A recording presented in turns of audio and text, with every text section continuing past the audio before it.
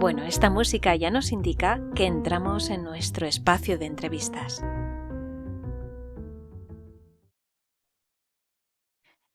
Bueno, buenos días, Noelia, ¿qué tal estás? Buenos días, Belén, ¿qué tal? Muy bien. Encantada de estar aquí contigo hoy. Bueno, bienvenida a Lanza de Aglaya. Y bueno, para que nos sepamos, no te conozcamos, háblanos de ti un poquito más para que sepamos quién eres.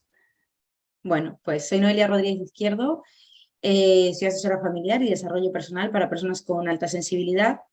Y bueno, pues me dedico ya de manera específica a las PAS desde hace unos 5 años más o menos. No, 5 no. Sí, estamos en el 22. Es que los años Sí, pasan rápido, ¿eh?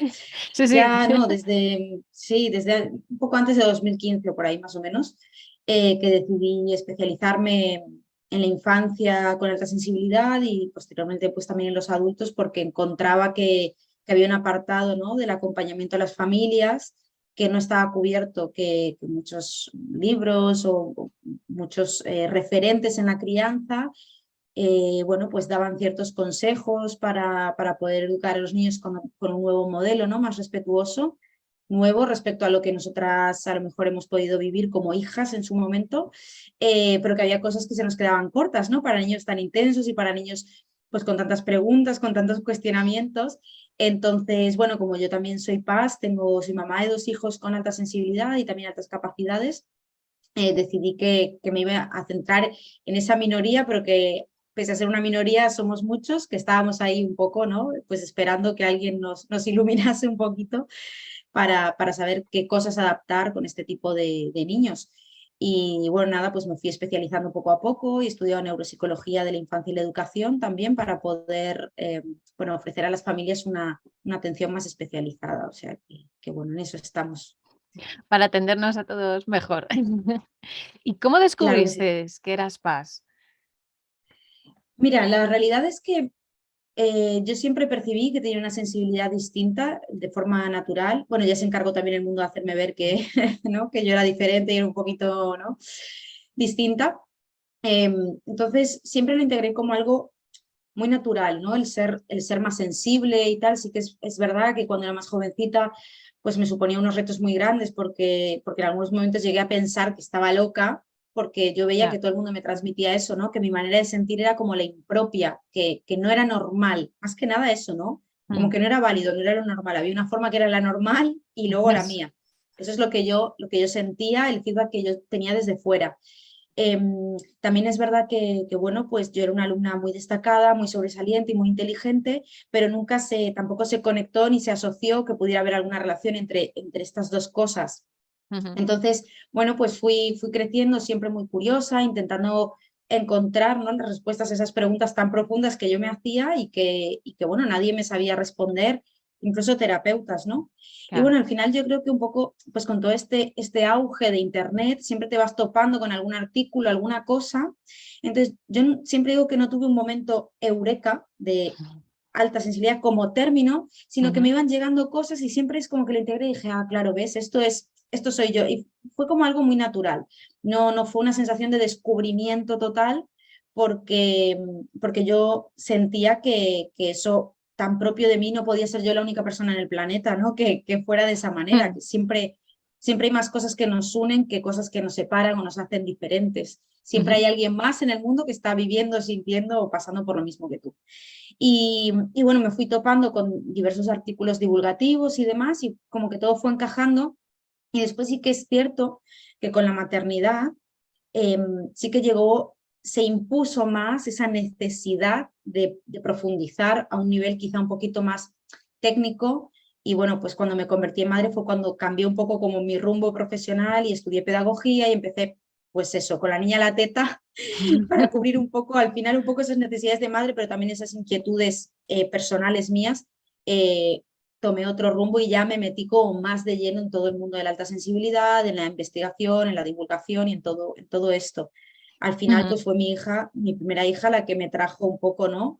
Me conectó mucho la maternidad con la Ujú. sensibilidad. Fue como todo cogió mucha forma y en ese proceso de la maternidad me encontré a mí misma, ¿no? Todas esas respuestas que yo había estado intentando Sí. responder tuvieron como claro, el tener a otro ser humano pequeño delante de ti es como que tienes una hoja en blanco otra vez, ¿no? Y Ujú. entonces te empiezas a ver a ti de pequeña y empiezas como a reconstruir un poco tu historia en función de esa crianza que le vas a dar a ese bebé que has traído al mundo y que de alguna manera dices, ostras, pues aquí lo puedo hacer mejor quizá que lo Sí. que hicieron conmigo. Entonces, bueno, fue todo ese compendio de cosas que fueron conjugándose las Mm. que me hicieron encontrarme a mí en ese lado sensible, ¿no? En ese lado paz. Y ahí es cuando tú decidiste, dice, ahora es mi momento, pues lo que nos has contestado, ¿no? Ahora es mi momento de formarme, que es lo que tú eres, Sí, ¿no? Lo que has estudiado, sí. neuropsicología infantil, ¿no? Mm, Y ahí es cuando dijiste, pues aquí es mi momento porque tengo un motivo más para poder focalizarme, sí. ¿verdad? Ahí Sí, es. que yo he visto que eso le ha pasado a muchas madres, ¿eh? La verdad es que he visto Sí, a muchas madres cambiar de profesión a raíz de la maternidad. Primero, a lo mejor creo que viene dado un poco por esa necesidad de conciliación, porque es cierto que el cuerpo te pide no separarte de ese cachorrito que tienes ahí y la claro. vida laboral, bueno, pues no está diseñada, ¿no? Como para conciliar, entonces vas buscando como una alternativa y en esa alternativa pues van apareciendo como otras cosas y luego que muchas veces al final te pones a estudiar para encontrar por ti misma pues esas respuestas que no Que ves en no, otro lugar, ¿no? Y sí. también porque a la hora de, como te comentaba justo antes, a la hora de criar un nuevo ser humano que depende de ti, te das cuenta de cuántas cosas de ti misma o de tu propia historia no eran lo que tú querías y que a lo mejor pues tú has estado respondiendo, ¿no? A un mandato externo, a una necesidad de complacer o de hacer felices a tus padres y a lo mejor resulta que eres abogada, pues porque vienes de una familia de abogados, pero tú en la vida habías querido estudiar eso, pero Ujú. sentías que ese era tu camino. Entonces de repente llegan tus hijos y dices, a la porra con todo, quiero ser yo, ¿no? Entonces ahí viene un poco todos esos cambios de rumbo. Yo he visto a muchas, muchas mamás, la verdad, cambiar de profesión o como mínimo a lo mejor readaptar, ¿no? La profesión. Pues, por ejemplo, a lo mejor maestras que han dejado los centros escolares para pasar a ser pues creadoras de contenido online y poder aportar a las familias desde su profesión como maestras contenidos que les puedan ayudar, Ujú. pero sin tener la obligación de estar en un centro y separarse de sus hijos, bueno, este tipo de cuestiones que se dan así. Y ahí es cuando empezaste a crear estos pequeños talleres, bueno, no sé si son pequeños, pero sí que he visto que tienes varios talleres, especialmente pues de Sí, educación. A mí me llama mucho la sí, atención precisamente eso porque soy maestra y creo que los maestros necesitamos un poco más de orientación y de formación y de contenido de qué tipo de alumnos nos podemos encontrar en el aula. No solamente son sí. niños pues que tengan TDAH o niños con síndrome de Down o cualquier otra necesidad educativa, sino que también están los niños, los NEES, los niños, perdón, los NEA, los niños altamente sensibles, y que no se les está atendiendo correctamente. Entonces, ¿tú creas estos talleres para esto? ¿Para ayudar a las familias Claro, y tal? bueno, de alguna manera esto surge primero un poco de la necesidad de poder divulgar un modelo educativo, no solo educativo en lo académico, sino también en lo familiar, un Ujú, modelo educativo más respetuoso que nos haga ampliar miras, porque ¿qué ocurre? Estamos ante un momento un tanto delicado en cuanto a que las familias que estamos criando ahora o que llevamos criando pues esta última generación y nos hemos planteado un nuevo modelo más respetuoso que al final, bueno, el tiempo pasa muy rápido porque a mí me parece que todo fue ayer, pero mi hija va camino de los 10 años, que es una década. Entonces, mm, como te decía, estas nuevas generaciones, eh, nosotros las estamos intentando criar y educar con un nuevo modelo, pero no hemos tenido esa oportunidad de haber vivido en primera persona esos modelos. Entonces, ¿qué ocurre? A mí me han criado con autoritarismo, con castigo, lo que sea, y ahora eso tú siempre lo vas a llevar dentro de ti. Y de alguna manera todo eso que se ha instaurado en la infancia muchas veces va a salir en formato de impulso, porque es lo que uno aprende y lo que uno absorbe ujú, en esa etapa de desarrollo psicológico, es lo que queda y lo que va a salir más, de forma más natural. Entonces, claro, si a mí eso es lo que me sale de forma natural, pero a la vez mi conciencia está queriendo crear un nuevo modelo y no tengo referentes, porque la claro, gente que tengo alrededor me han criado hacia mí y a su vez vienen de haber sido criados incluso de forma mucho más dura todavía. Claro, es a quién acudo o en dónde me refugio y me sostengo, un poco también a veces como para demostrar a los demás que lo que yo estoy haciendo tiene un fundamento, ¿no? Porque, por ejemplo, ya hace unos cuantos años que Carlos González que es este pediatra, ¿no? Tan famoso, han conseguido generar, ¿no? Como un movimiento de mamás que iban a poner en plan, ah, Dios mío, claro, como es pediatra, si este pediatra dice que demos teta, que durmamos con los niños, pues parece que es más válido. Y en el fondo, más allá de que lo diga un pediatra o no, sí que es verdad que necesitamos referencias para educar. Ujú. Educar y criar es un proceso muy complejo, que requiere una responsabilidad muy grande.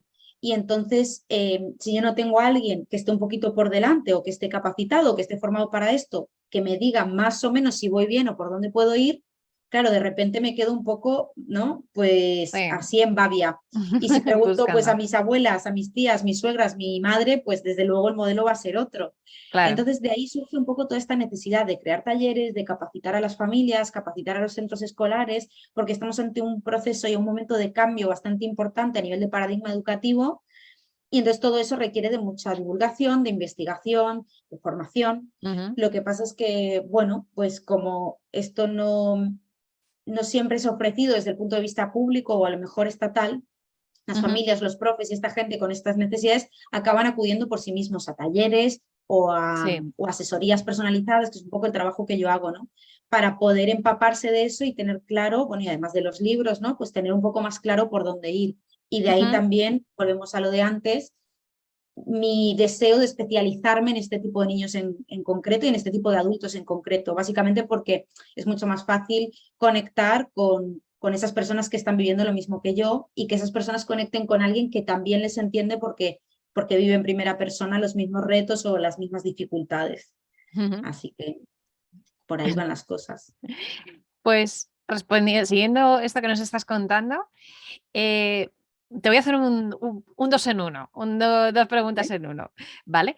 ¿Cómo puede identificar un profesor en su aula? ¿Cómo es el alumno PAS? O sea, que nos cuentes cómo es un alumno PAS y de qué manera podemos convencer a un profesor, me lo estoy llevando a mi campo, para que vaya a tus talleres. Es decir, ¿qué se va a encontrar en tus talleres que diga, me tengo que apuntar aquí porque me va a beneficiar mucho conocer a mi alumno PAS? Así ahí van las dos en uno. Vale.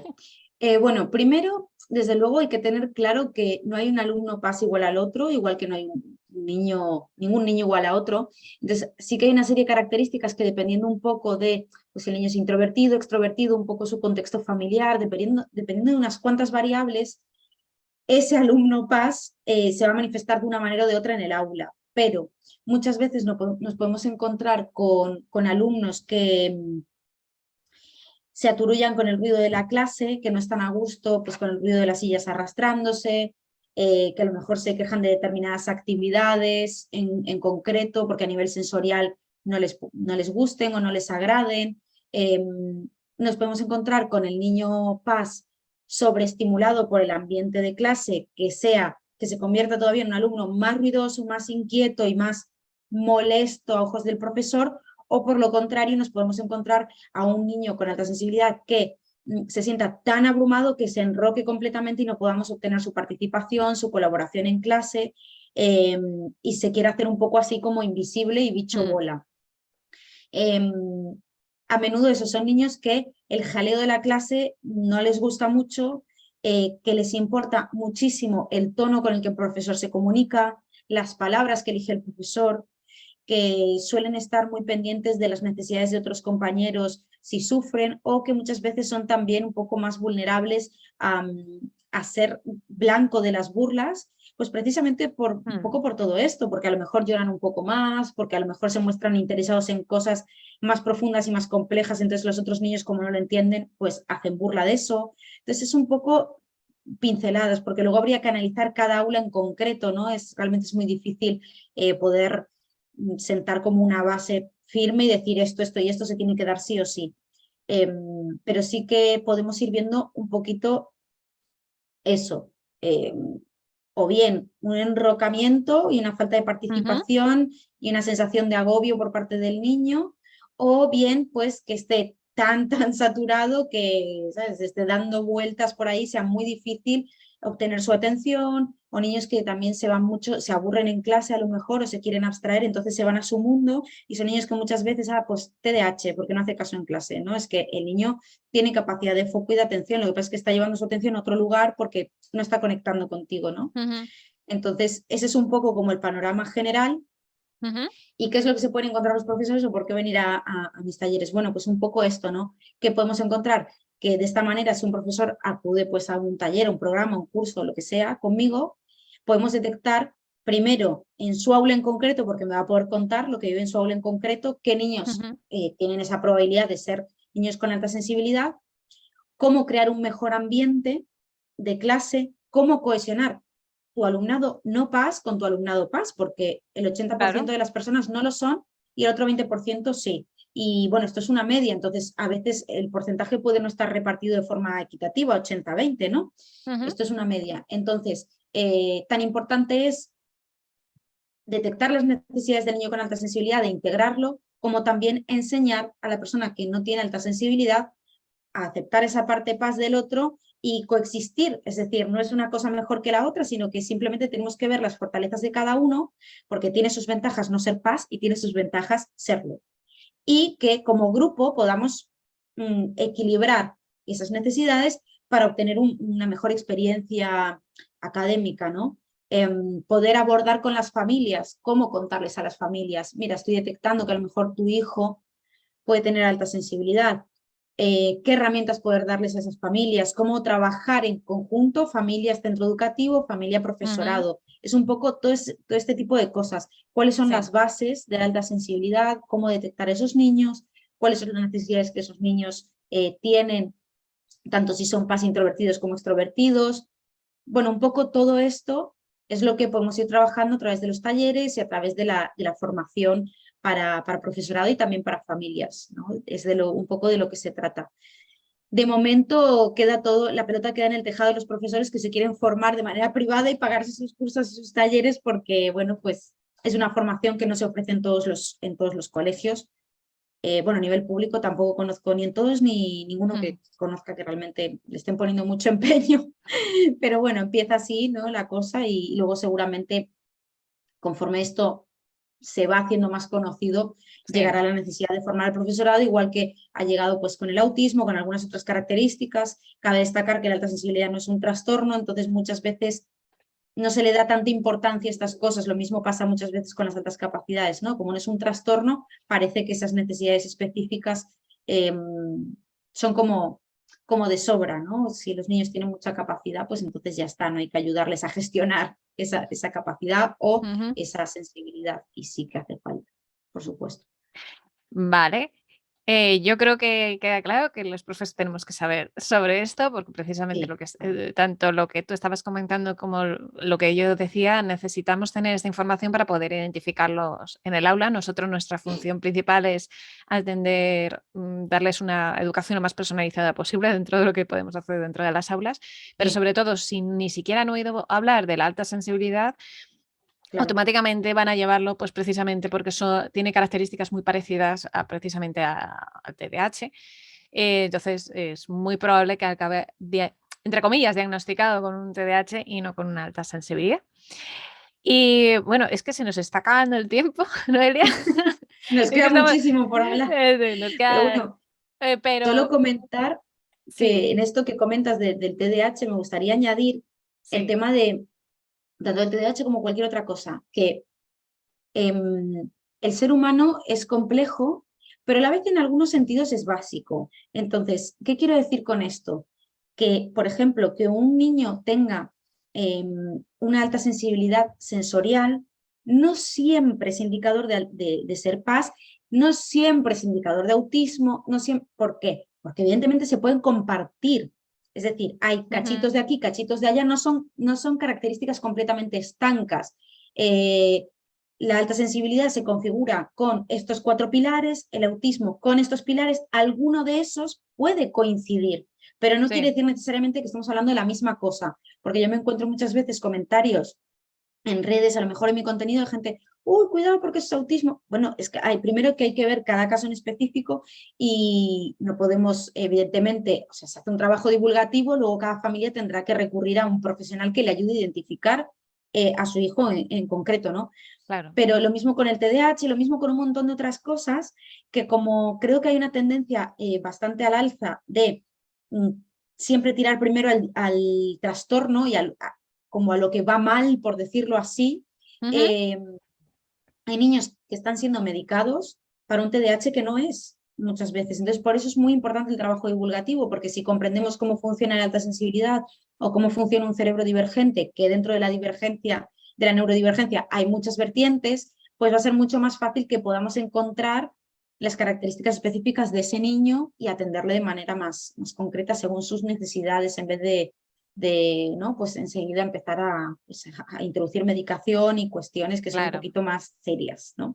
Por eso es lo que hablábamos de la importancia de que, por ejemplo, pues, si unos padres no tienen este conocimiento, porque no saben nada de trastornos, ni tienen por qué saberlo, se lo van sabiendo No, precisamente claro.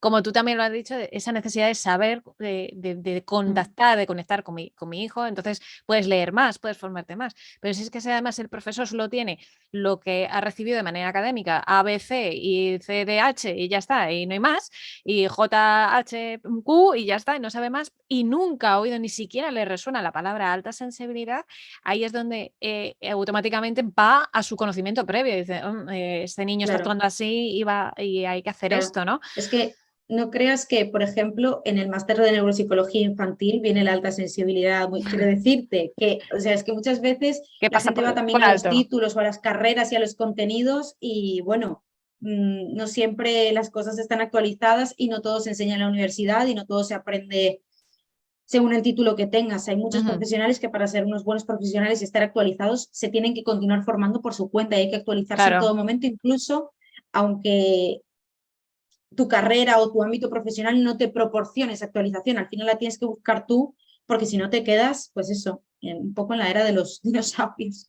Hoy en día con las investigaciones que hay, con lo rápido que se accede a la información y cambian las cosas, tienes que estar como muy constantemente al día, ¿no? Para poder pues sí, atender adecuadamente.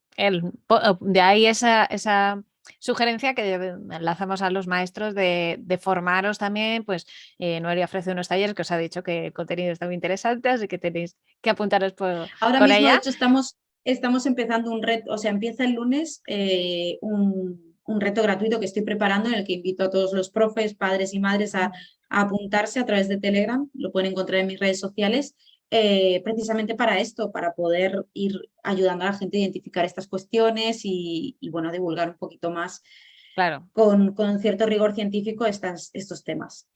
así que por ahí hay que seguir formándose y si tú lo Ujú. ofreces, que sea formación de calidad, que por lo que hemos visto a mí me ha parecido el contenido muy interesante.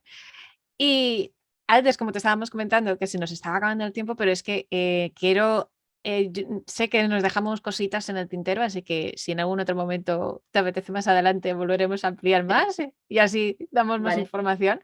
Pero sí que nos gusta, siempre antes de casi terminar nuestra entrevista, nos gusta pediros una recomendación de una obra de arte que a ti más te guste. Es decir, puede ser una película, un libro, una pintura, una danza, lo que primero te nazca, nos es válido.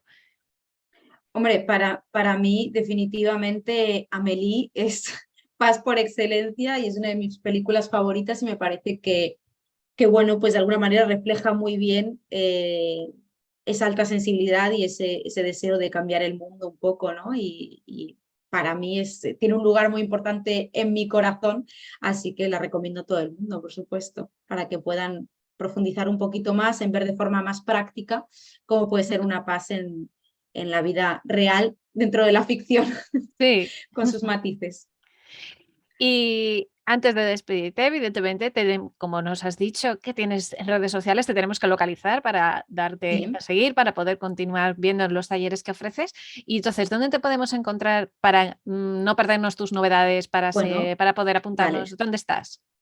Pues me estoy en Instagram como @noelia_sensibilidad, mi web www.noeliarodríguezizquierdo.com y en Facebook también como Noelia Rodríguez Izquierdo a través de mi fanpage. Y bueno, TikTok la verdad es que me lo he desinstalado y no lo uso mucho, pero ahí estoy también. Así que nada, una vez que entráis en una vais a poder ir divagando a las demás para ir viendo los distintos tipos de contenido que hay en cada uno. Bueno, y también tengo un canal de YouTube que también está ahí un poco con telarañas, porque la verdad es que como Paz también me satura, no llego a todo, no llego a todo, que me saturo. Así que donde más estoy es en Instagram y ahí he encontrado un poco mi hueco y donde tengo la comunidad más grande y más bonita. Así que os invito a pasaros por allí. O sea, te podemos localizar en Instagram, en tu Facebook también, En mi web, en tu sí, web. en Vamos, todas partes. que si queremos te Estoy por ahí, buscamos. por todas partes. Sí. Pues muchas gracias, Noelia. Nos ha gustado Nada, a mucho ti, Belén, por invitarme. pasar este ratito contigo. Creo que nos has dado un poquito más de luz acerca de, sobre todo, de lo que debe de formarse más un profesor a nivel de un posible PAS. Esto nos ha quedado aquí. Suena un poco como plan de maligno. Esto no se queda aquí. Esto seguramente que si en un momento pues volvemos a encontrarnos un hueco, nos volvemos a encontrar y nos darás un poquito más de Muy bien, información más amplia. estupendo. Y muchas gracias por estar aquí con A nosotros. ti, a ti. Pues nada, Hasta la próxima, Belén. hasta la próxima. Chao.